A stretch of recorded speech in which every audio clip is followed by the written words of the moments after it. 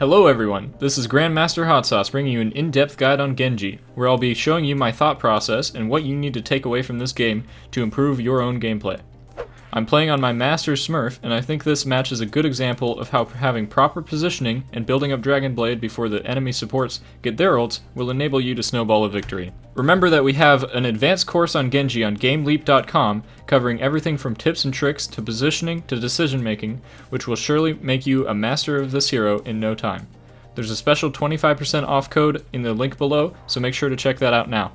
One of Genji's biggest advantages over other types of DPS is his vertical mobility. Always check the high ground. DPS and tanks on defense will often start on this red building here. Always a good idea to check this building first off, or like general high ground areas. So we see the monkeys sitting up there. Don't really want to contest him yet. A better target. A Torbjorn straight out in the open. We're damage boosted. We're gonna hit him with a dash right click. The dash right click is a really good combo because it puts a lot of damage straight in, so it's a good thing to practice. Just dash and then right click melee is the combo here. Unfortunately, we get killed by a turret. Not much I can do about that. I think I hit deflect, but the Moira and the monkey zap damages would have been enough to kill me anyways. But on attack, it's often valuable to get a trade kill because your respawns are so much closer. So even though I died there, it's fine because it turns it into a 5v5 and I will respawn before their Torbjorn gets back into the fight. So as we come back, we're looking to get ult charge because we're kind of far behind and make sure that our Reinhardt stays alive. So the reason I walked in front of him to deflect was because he was getting low, my Reinhardt, and I wanted to give him an opportunity to like heal up and make sure the Roadhog doesn't push further. So putting your deflect in between, because it blocks all of the damage for about a second, is a good option to protect your teammates sometimes. It also gives you a lot of ult charge if you can deflect a lot of damage. So here, my teammate called in voice chat, there's a Roadhog flanking behind. It's important to stay in voice chat so that you can hear your teammates calling for peels. So as Genji, since you have so much mobility, it's really easy for you to peel for your teammates.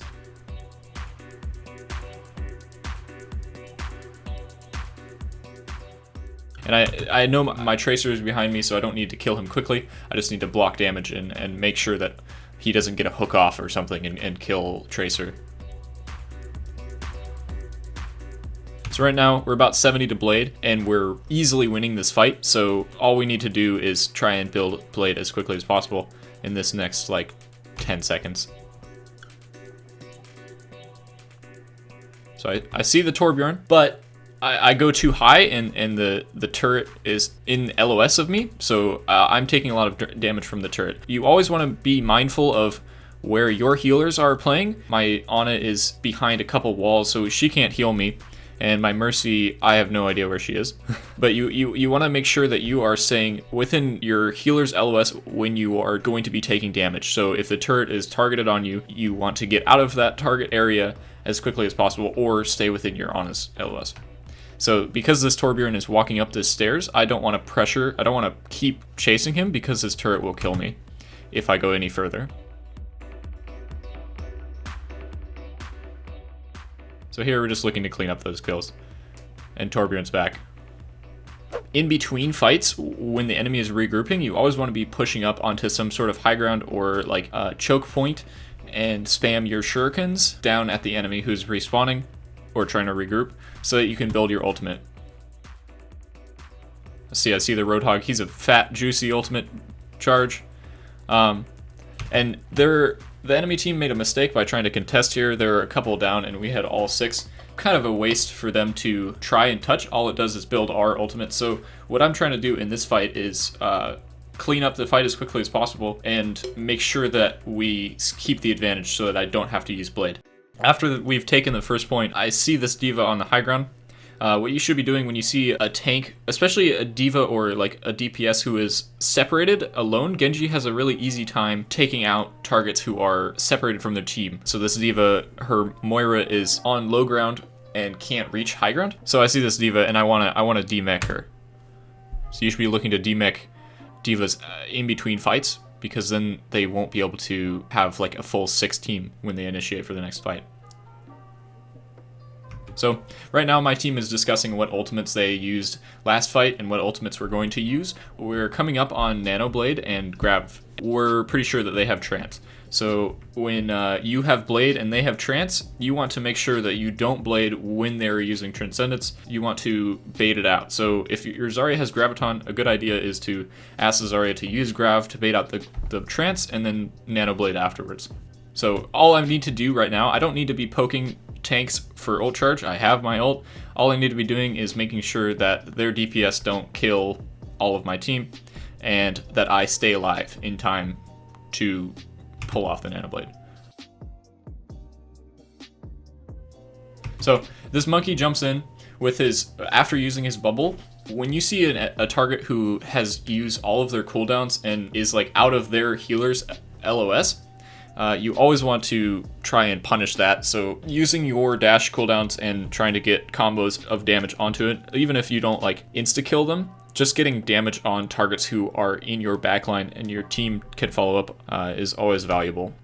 Our Zarya used Grav, they use Trance, so now all we have to do is wait for my Ana to get Nano Boost and then clean up the fight from there.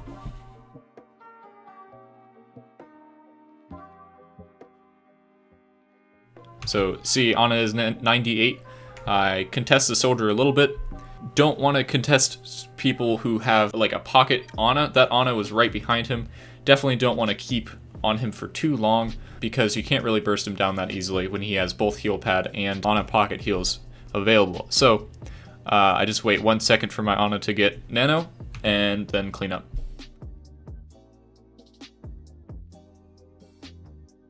Slash dash combo is really good with Genji. Insta kills when you have nano boost.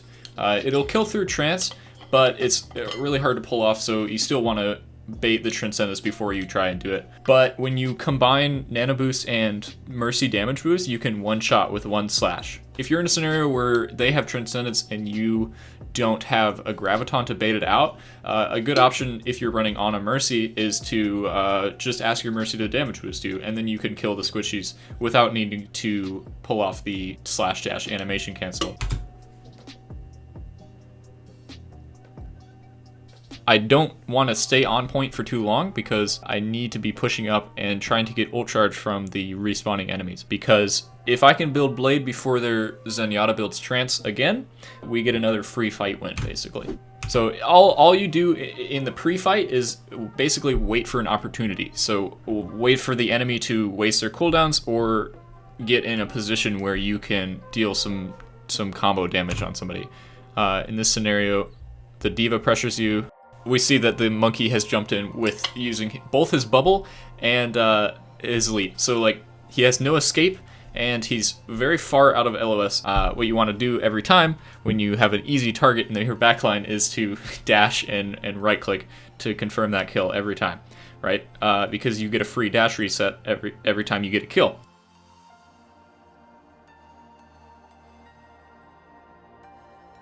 So after getting hit by Reinhardt swings and you're like below 100 health, you really want to avoid getting hit again. A good option against a Reinhardt, if you get hit the first time, you want to use a wall climb or a double jump to get further away, because he doesn't have any vertical mobility, and if he doesn't have Fire Strike up, he can't really chase you. So here I get you get the reset from that Lucio death. I see the soldier running up onto high ground. So when you see a soldier running up onto high ground on the opposite direction, you want to get in a position where you won't be in his line of sight. So we're looking to get behind this Reinhardt and pressure this soldier while at the same time not just running at his face, right? So I hear the soldier pops visor and this Reinhardt is one. We're going to slow this down a bit to show exactly how I got over here so quickly. So we get hit by the Reinhardt, but his hammer sends us a lot further than it normally would because we are jumping in the air. It's based off of your in-game momentum, so this effect is increased when you're in the air. If you're jumping when the Reinhardt swings at you, his hammer swing will send you a lot further away and he won't be able to hit follow-up swings on you. So here I use that jump hammer swing.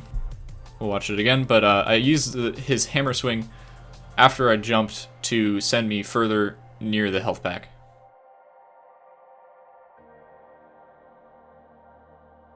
There it is. So the soldier is visoring. I want to avoid that damage. I know this Reinhardt is going to die soon, so I'm going to have dash up in a second. If you see a soldier ulting from the high ground, you don't want to be playing on payload. You want to be on a flank. When you flank, most people's reaction in this game immediately is to start strafing left and right. When you flank, you want to come from the side, like I did, so that when they do start strafing, they don't actually move very much on your view. It doesn't look like they're moving, basically. It makes them easier to hit. And also, a lot of good players in this game will have 180s practice really easily, so if you come straight from behind, a good player will easily be able to 180 and start shooting you. So coming from the side when you're flanking is important. And here, since the soldier didn't get a very big visor, we just need to clean up. Now, coming into this next fight, we have nanoblade, and since their Zenyatta hasn't been alive for most of those fights, I know that he doesn't have transcendence yet. So I'm looking to wait until they have used a couple cooldowns that counter me, such as like Sleep, Brigitte Bash, or Zarya Bubbles. Wait for those cooldowns to be used, and then after the enemy has used those cooldowns, what you're going to want to do when you have a nanoblade available is wait until the enemy is just about to start contesting the payload, and then that's the perfect moment to get a fight win, basically. So when you have these ultimates available, even though I'm not looking for ultimate charge with poke damage, I'm basically just scouting and seeing what direction they're coming from. It's always a good idea to be pushing up and looking at where the enemy is coming from and letting your team know if like they made any swaps or something. So in the pre-fight, all you should be looking for is cooldowns that they've used. I see that this Zarya used Bubble. I'm about to tell my Ana to go in. They use Sleep, and we just win the fight from there, basically, as soon as they've used those cooldowns. They have nothing to stop the nanoblade. And it's as simple as that.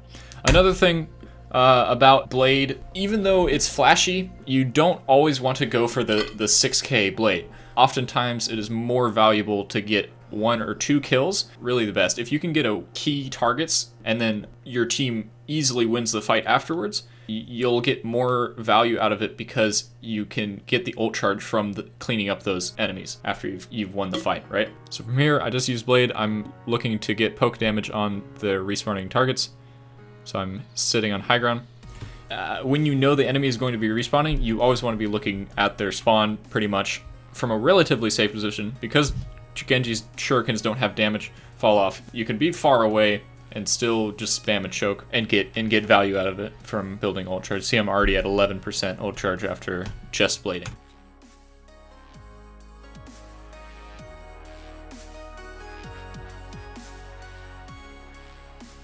When you see a target who is shattered, easiest combo is a right-click dash because you're close and you can get all of those shurikens on a horizontal target. And then we look at this Reinhardt who is anti, even though he's nanoed and takes 50% damage reduction, an anti-Reinhardt should almost always take your aggro, if that makes sense. So you want to be attacking and calling out that you're attacking the half health nanoed Reinhardt.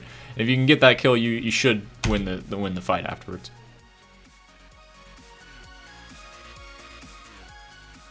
But unfortunately, a couple of my teammates die, so it's just time to use Deflect to stop the Brigitte flail. Deflect blocks all melee damage in this game except for Doomfist Punch and Genji Dash. Deflect is a good option to stop damage from Brigitte and Reinhardt swings. I see that the Zarya slept. When you see a slept target, you need to think about like whether or not you can confirm that kill. If your team is close enough to follow up, you wanna coordinate with your team like a 3-2-1 countdown. Since this Zarya was slept right next to her team with everybody around her, I didn't think that my team would be able to follow up. The only option to get value out of that is to just throw shurikens at her head for ult charge, and that's all I did here.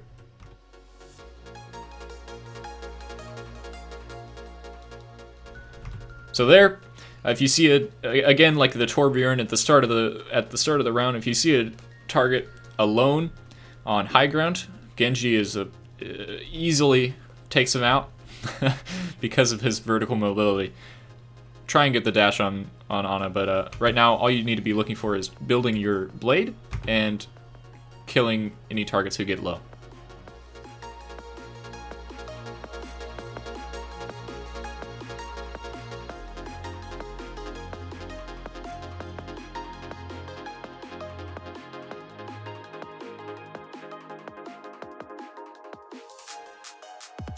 And there you have it. So in that fight, I didn't need to build Blade, but it would have been a win condition. Faster, if you can build Blade faster than they have support ultimates, you should be winning every fight that you have Blade and they don't have support, basically.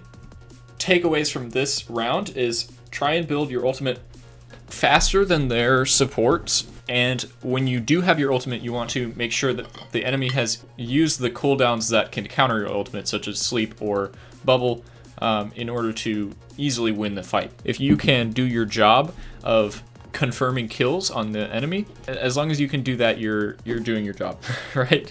I really appreciate you taking the time to watch my first video. I worked really hard on it, and I plan to make a lot more. Remember to visit GameLeap.com and take advantage of our special offer. Learn from hundreds of curated pro guides that will make your next game the best one yet.